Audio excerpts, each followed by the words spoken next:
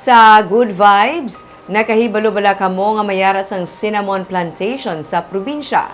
Ini ang ginahimo nga hand sanitizer, cinnamon sugar kag bisan pa kandila. May report si Nico Delfin. Ang cinnamon tree o kon kalingag ang sadtuan ay ginahimo lang nga uling kag paamak sa kabukiran sang probinsya.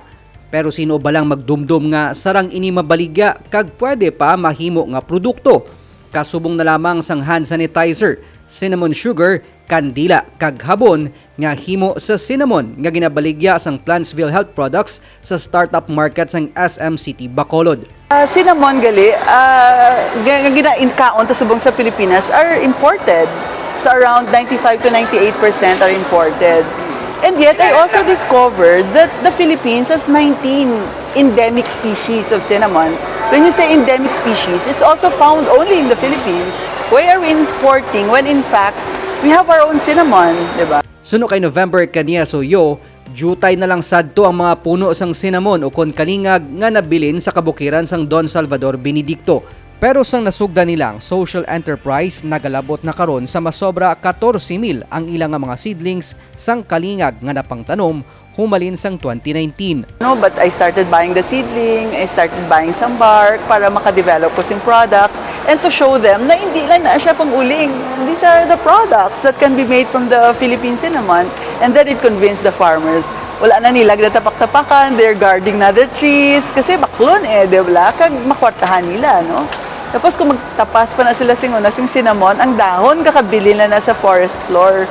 But now we can distill the cinnamon and extract essential oil, which is very, very expensive.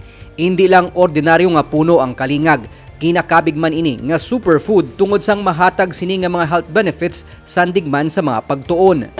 Ano siya kasi anti-diabetes, anti-cancer, kag anti-hypertension. Yeah. Every day, ang cells naton ga-oxidize or nagakapatay, right? Damo-damo kasi sing mga elements around the sa ginakaon ta kag sa palibot nga ga-oxidizing aton nga cells. Mag-antioxidant buot silingon gina-slow niya yung pagpatay sing cells or ga-regenerate siya sing bago nga cells. Ang Plantsville Health ang nagtukod man sang partnership sa mga government agency kag sa iban pa nga private institution kag organization agud nga mas mapabaskog ang kampanya para mapangapinan ang palibot kag mapalambo pa ang palangabuyan sa mga mangunguma paagi sa pagtanom sang kalingag.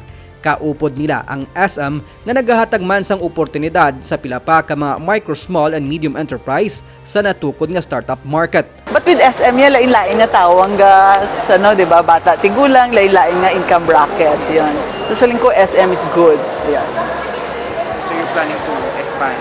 Oh, what I'm planning to do is to find out first how I can be profitable here para ang formula ko diri sa Negros I can replicate in other SM stores. Ginalauman sang social enterprise kaupod man ng SM nga mapasanyog pang pagtanom sang kalingag agod mas madamo pa nga mga mangunguma ang mabuligan hindi lang sa probinsya kundi pati na sa iban pa nga lugar sa pungsod. Nico Delfin para sa DigiCast Negros.